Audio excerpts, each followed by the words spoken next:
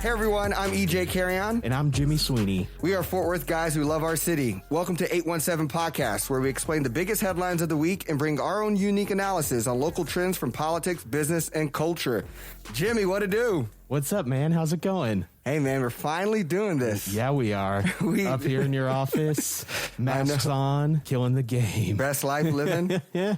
I can't believe, how long have we been talking about doing this? Yeah, it's been a few months, right? Yeah. I don't remember when you posted that Instagram story and said, who wants to do a podcast? Yeah. Dude, I forgot. We did I was like, man, we should do a podcast. And then you said, I'm all in. Yeah. And it was, and we had no idea what we were going to actually do a podcast about. You said everything. Yeah. Talk about whatever we want. I think I was just trying to troll you a little bit. Well, hey man, welcome everybody listening to the first episode. If you're listening to this, you care about Fort Worth, Tarrant County. We're really excited for this opportunity. Really, I want to dive into one, why are we doing this? And kind of why do we care about Fort Worth? And really honestly, I think most of you, I don't know if Jimmy, you call yourself an optimist. I think I'm a super optimist. And so I feel like there's a lot of optimism and excitement for me being a Fort Worthian. And we both get excited just tossing news back and forth. And this was just a natural play for us. So really, man, I would just love to get your scope and kind of tell people why we felt like it was important to talk about Fort Worth news and trends and why we got passionate to do so. Yeah, definitely. I think that Fort Worth is in this really cool place where it's trying to make this transition from what it has been, this historical Western town, to more of a modern city. And I feel like at the crux of that is this really young, vibrant community that is trying to take over the city, but maybe doesn't have all of the stakeholder gatekeeper powers that they need to do that. And so I'm really excited to just sort of put out there a lot of the cool things that are happening in the city and talk about where we think the city can improve to keep pushing that mission forward. Yeah, totally. And that's kind of well said. I feel like you have Stockyards, Cowtown swag, versus the whole South Side, Panther City, two polarizing, styles of Fort Worth. I think that's what makes the funk so special. And I think it's important to the things we'll be discussing. I think it'd also be dope before we kind of really dive in. You guys are probably wondering, who are these people and why are we I don't think we're qualified to talk about the news, but we do it. But I think it'd be cool to talk about it, introducing ourselves. So, Jimmy, I don't know how you want that. How do you want to spend that? Maybe even just dive in and talk about your Fort Worth story and then where you are today. Yeah, so I've been in Fort Worth for about 9 years now. Moved here in 2011 to go to TCU. Grew up in Sarasota, Florida, which is the south central Gulf Coast. It's called South Florida, but it's halfway between the southern point and the northern point. So I don't know where that leaves us. But been in Fort Worth for about 9 years now. After I graduated, I went and worked for Amazon up by Texas Motor Speedway for a few years, and then in 2018 quit that job to open up the Granbury Theater. So we're just a single screen art house theater trying to bring a lot of movies that have missed their run in Fort Worth for the past few decades. We're coming up on a year of being open. Wow. Which sort of counts, I guess. It's 6 months plus question marks. But yeah, it's been really fun to get to dive into the entrepreneurial community here, just see how supportive it is, and get to provide a safe communal space for people to come watch some cool movies. What was your major, by the way? Supply chain management. Got you. Very related to movie theaters. Hey, you never know, you might. Yeah, everything's about efficiency and yeah. Dope, man. Well, guys, my name is EJ Carrion, and I feel like I've lived here since 2017, so that's 3 years. But I also had a stint between 2012 and 2014. So on and off, and I think what's cool about I don't know if you would feel like you're a true Fort Worthian, Jimmy. I don't know how you compare yourself. It feels like home now. Yeah. I don't necessarily call me a true Fort Worthian. I feel like I'm still earning my stripes, I guess, in the sense of, my story is I run my own startup called Student Success Agency. We've been doing it since 2012. It's in education. We basically provide advising, tutoring anywhere, anytime to kids. We have a 10-person staff, and we're in a 250 plus schools, and really that's been our jam. But for me, I work from home. I've been working from home since 2012, and my wife's in the medical field, so we really could get a job anywhere. And so, me and my wife are from small town Texas, and Burke Burnett, Texas, if anybody knows where that is. And we were deciding, we knew we wanted to stay in Texas. And we basically, when she graduated medical school, dental school, we basically said, we know what the top 5 cities are in Texas, and we're going to choose one of those 5. You give me your order, I give you my order. And that order for, I'd be interested to see your take on it, whose order you like better. Mine was San Antonio.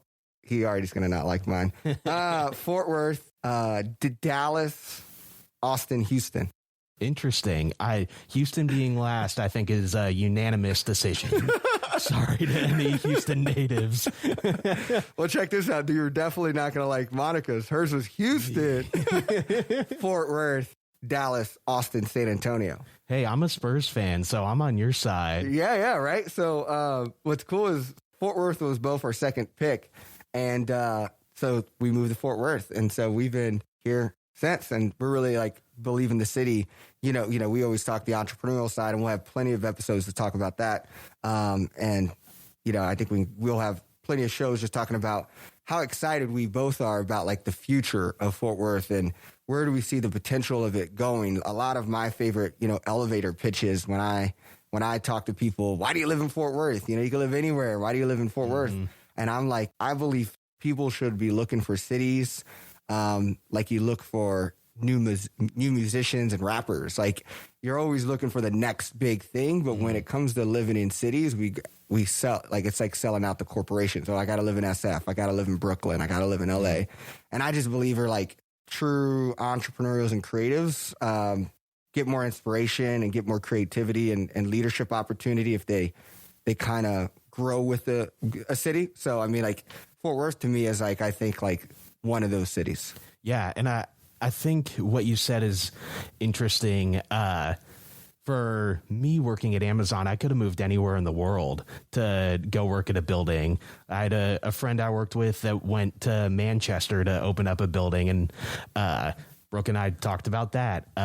San Francisco, wow. All over the place had buildings asking me to come work there. But I really distinctly remember driving east on 30 under where it meets 35 in the car and just saying I don't know. I feel like we have a role to play in this city, wow. And we're going to stay here. And I feel like that's what's really unique about Fort Worth is that there are a lot of people going out of their way to stay here and invest in the city. And I think that makes it really special. Yeah, no, I'm sold. And so this is honestly this is what a typical conversation. Basically, what you guys are getting out of me and Jimmy is just a normal conversation that we did anyways privately, and we just felt surely there's other people who are about 817 the way we are, and we just felt we're always talking about Star Telegram. I feel besides Monica now, you're the person I'm texting the most these days, and it's just news. And so we're really excited to provide you guys high quality content and just a unique perspective, people who choose to be at Fort Worth and believe in Fort Worth. And a lot of our best friends, I don't know who you say is your true Fort Worthian who's been here forever, but I have a lot of friends who I'm super excited to get on the show who will provide unique perspectives. And I'm kind of jealous of, I think of the people who they've grown with the story of Fort Worth. And it's man, how cool is that you were a part of this before it was as cool as it is today. I mean, because it's pretty cool already. Yeah, for sure. Dope, man. Well, I think what we should do next, just to kind of give you guys a perspective here, is what you're kind of going to get on 817, all right? What is all going to be about? How's it going to look? So, I think we should just dive into some news that we think is important today. So it's August 7th. All right, so it's a Friday. The thick of the summer. Yeah. It's actually, how you feel? Has it been that bad? I don't know. I feel we haven't had that many hundreds, pure hundreds, exactly. but it's felt hot.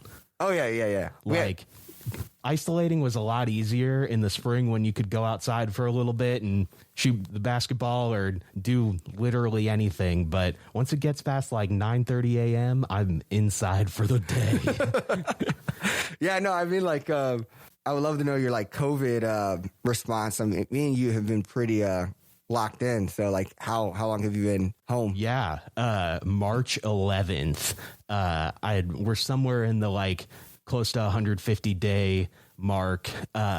We left for about 5 days to have a baby at the end of June. But that's basically it. I think I can count on my hand the number of times that I've like gone somewhere and gotten out of my car to do something. So it definitely feels like it's adding up, but at the same time, adding a baby into the mix definitely changes things.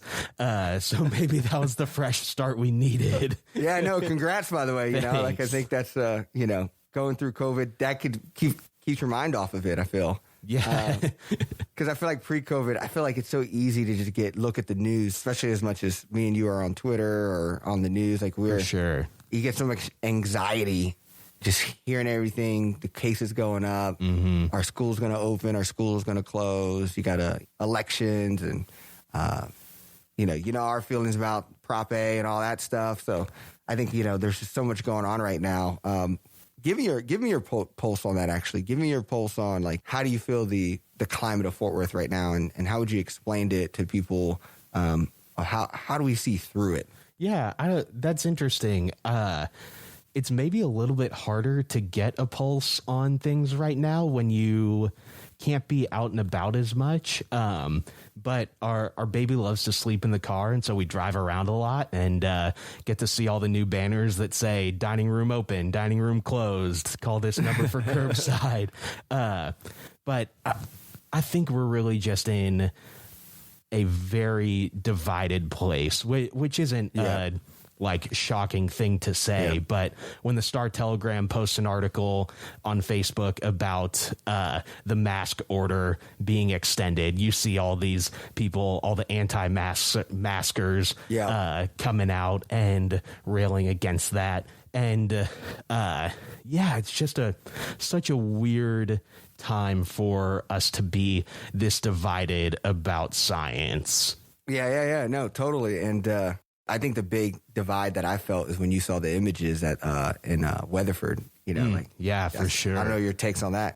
It's powerful to see, you know, like when you're on Twitter, for some people that are on TikTok, I'm not a TikToker at this point, but you think some of our people, I wonder how many percentage of people who also like Fort Worth is also on TikTok. Yeah, I don't know. That's a good question.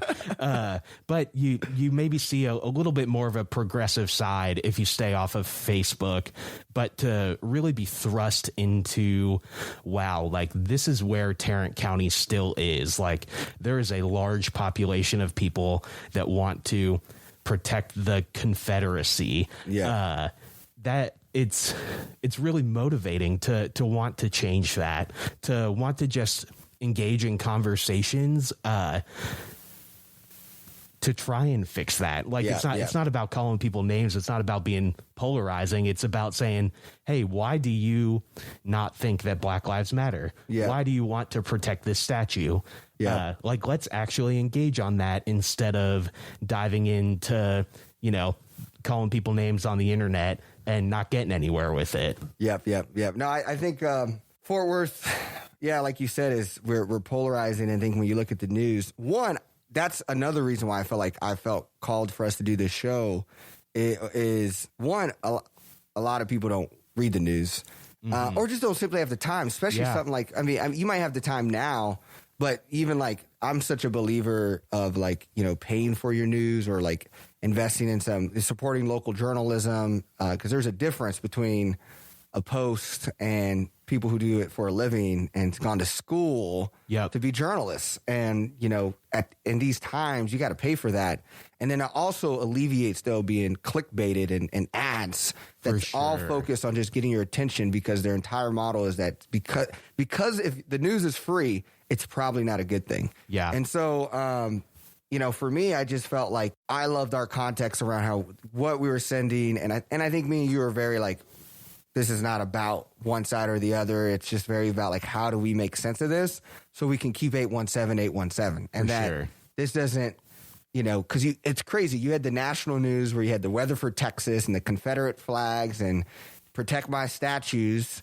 But then we also were on the news when we had, the Black Lives Matter, stuff on the street and sharing that from the aerial view. I think the BBC posted that on Instagram, and that's what's weird about Fort Worth. It just depends what people are going to catch. For sure. And now, yesterday, the TCU football team got to lead out in painting end racism on campus leading out of the football field. I don't know if that's something I've seen any other college do at this point.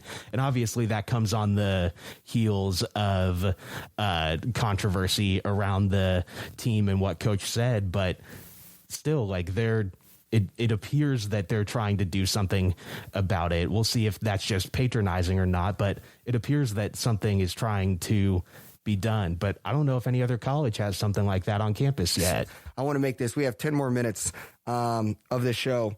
What I really want to make this is just kind of give you guys a preview. We're going to kind of have a little bit more, headliners, what's going on, what titles, and then we're going to have some big stories that we're really going to want to go into, and ideally also have some guests. And so we're going to have guests talk about things that are going on in Fort Worth that are important at that time. So we're going to make it our goal to keep up with the news, share you the fresh content every week, and then as well as have hot guests that actually have experience or working in that field, so we get a unique perspective. And so we don't have a guest today. It's introducing our lovely selves. And what I want to do, though, is really want to start getting into like examples of how kind of stories we're going to talk about. So, Jimmy, what is important to you right now? What is something you think 817 should know about, something that caught your eye in the news? As if COVID is not enough, West Nile is coming for you. The mosquitoes are here and they are ready to destroy. We haven't had the killer wasps yet, but we've got the killer mosquitoes. Yo, straight up, bro. I'm not lying to you. I saw one of those wasps in my backyard. Oh my. Do not go in that backyard again. No, it was the size of my dog. All right, I'm telling you. Steak is big. and it's crazy. I swear I saw one of those wasps and I was like freaking stuff out. But, it's like, I'm not super mosquito worried. Being Puerto Rican, like I feel like it's like our bloodline is like natural, we got like natural offspray in our body or something. Yeah. I don't know what it is. But I feel like for a fair-skinned person like myself, the mosquitoes love to eat us up. Yeah. Our 6-week-old really only falls asleep if we go outside on the porch, which is pretty miserable this time of year. But even if we're out there for a few minutes, it's like, oh, we're getting bit now. Time to go inside. You're going to have to suck it up, little girl. There you go. You got to show that tough love early. That's right. But another thing that's obviously caught our eyes is everything going down with Brahms and Whataburger. Brahms seems like they handled the situation really well after it was caught on video that a manager, I believe, used a racial slur to someone going through the drive-thru. Brahms responded to that pretty quickly, fired that person, and issued an apology. But Whataburger fired an employee for wearing a Black Lives Matter mask into work, saying that the mask did not meet the requirement of being all black. But as people went to protest, they saw employees in other colored masks. And not only that, but they called the police to escort this employee off of the property, even though they had not shown that they were being violent or in any way needed that. The manager's still around. It doesn't seem like Whataburger's really on board with doing anything about that. But I know the protest groups have gone out to that location and shut it down for like 12 hours or something. So yeah, which one is it? Do you know which one? I think it's on Brentwood Stair. Yeah. It's funny. It's like all black masks. Like I think the mask said Black Lives. It literally have black on the word on it. Yeah, I just all black. Look, it literally says black. Yeah. So, I don't know how you feel about that being, I don't know if you're like most Texans, big Whataburger people. Yeah, I don't know. I mean, during college, like it's right next to campus. It's easy to go grab it. I think I've maybe eaten it once since then. So, Oh, wow. not a big thing to cut out of my life, but it's definitely out of there. It's not an option anymore. Yeah. No, I think I'm a big Griff's guy, actually. That's actually where I've been going. So naturally, pre all this. But no, I think the Brahms stuff, I saw he's an assistant manager. What looks like what happened is, the family was eating inside the restaurant. It was getting late. And the assistant manager's like, hey, man, we're trying to go. He seemed like a young kid as well. So it seems like that's what started all. They didn't pick up their mess. And so then he took it outside. He followed them to their car. And yeah, I mean, it's a hot topic. And it looks like Brahms, which is from Oklahoma. There's, Oklahoma's doing something. Handling their business. Yeah, handling their business. I think that's definitely no late night chocolate shakes at Brahms. I guess I could do that, Yeah, I think they had handled it well, at least from my perspective and from the voices that I follow. It seems like they are happy with the response from Brahms. But it's just sad to see twice in a week something like this pop up, only a couple weeks after everything happened in Weatherford. It just really shows how prevalent that is across the country, but especially in our area, just how far the fight has to go for equality for everyone. Yeah. No, totally. Which I think kind of, to me, a big story on my end that I feel like I was looking through is the Southwest Believers Convention. You see that story? Man. I mean, to me, right, you have 1,600 people go to Fort Worth Convention Center, no mask, no social distancing, rocking downtown. I don't know who controls the convention center, but Judge Whitley is quoted in that article saying, "Oh, I wish they didn't do this," but you could have just said that the convention center was closed and not doing large events. Saying, "Oh, I wish this didn't happen," but not doing anything about it is gaslighting. You are literally gaslighting our community and saying, "Oh, this weekend of 1,600 people going to downtown businesses is more important than stopping the spread of COVID in downtown Fort Worth." That's just classic. I feel what's hard with Texas is the separation of church and state. This is not what it means. It doesn't mean church can that means, oh yeah, we don't have to follow state rules. It's separated, fam. We get to do whatever we want. It means that we're not ruled by a governing church. Yeah.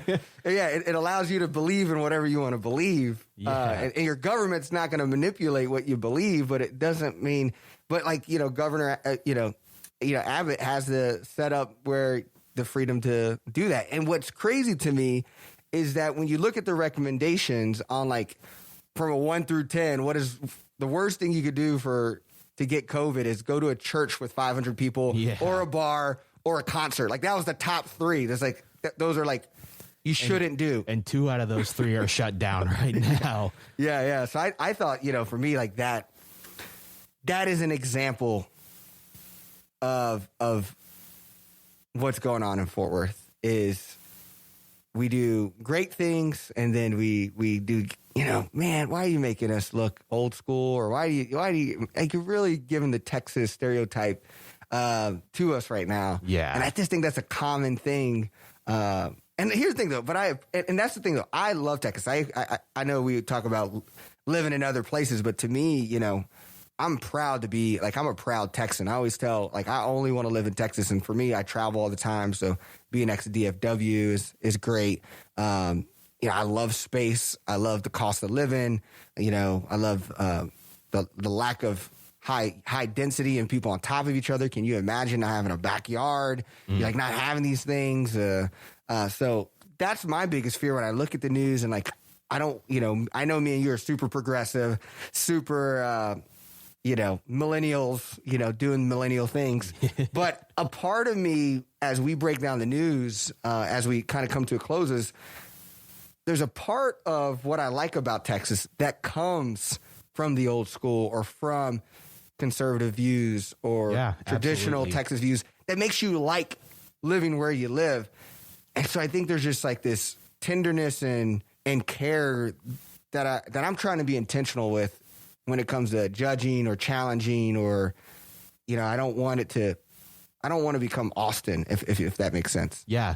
Well, and one thing that we've talked about, if you've seen the movie The Last Black Man in San Francisco, one of the best movies of the last decade, there's a line in there where the main character, Jimmy Fails, is riding the bus, and he's a San Francisco true native, and he hears these two girls on the bus complaining about everything going on, whether it's like people experiencing homelessness, cost of living, and he just looks at him and he's like, you can't say that.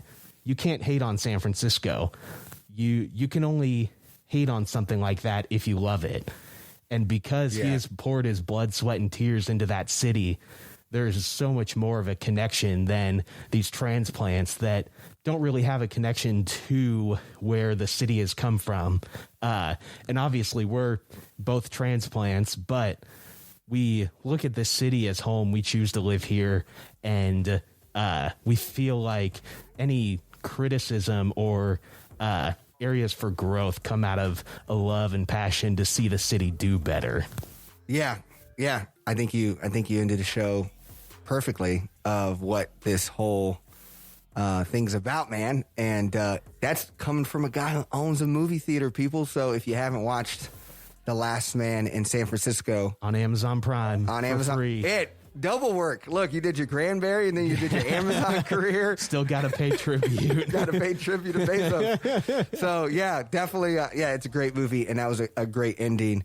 And super excited to do this with you, man. Yeah, absolutely. Looking forward to the next time. Yeah, we got a lot of value to share, and just a lot of excitement for the city, and some amazing guests coming up.